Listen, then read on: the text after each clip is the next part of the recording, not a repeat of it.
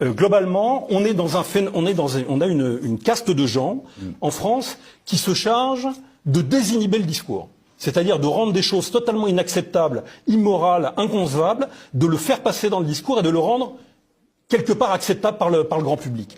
On a réussi à nous faire accepter qu'on pouvait massacrer des populations civiles et les réduire en charpie. Vous aviez une chaîne CNews pendant des mois qui a été capable d'inviter des gens qui t'expliquaient que quand un gamin palestinien mourait sous les bombes israéliennes, c'était quand même pas une rupture avec l'humanisme, parce que quelque part, il n'avait pas...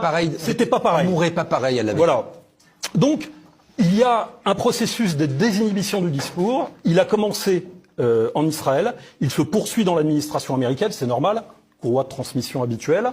Et aujourd'hui, il se diffuse dans l'ensemble de la société occidentale, c'est-à-dire de tous les esclaves des États-Unis et de son gouvernement. Et ce processus-là, ce processus de désinhibition du discours qui vise à nous faire accepter absolument n'importe quoi et à abandonner tous nos principes en même temps que nos intérêts, évidemment. Ce discours, ce processus de désinhibition, c'est la pinochisation politique et la liquidisation idéologique. On n'a pas à accepter ça. On peut défendre ses intérêts en tant que peuple français, on peut vouloir lutter contre l'islamisation de la France ou contre l'immigration de masse sans se retrouver complice et soutien d'un gouvernement qui massacre des gosses à coups de bombe pendant des mois. Voilà. Je pense que c'est possible.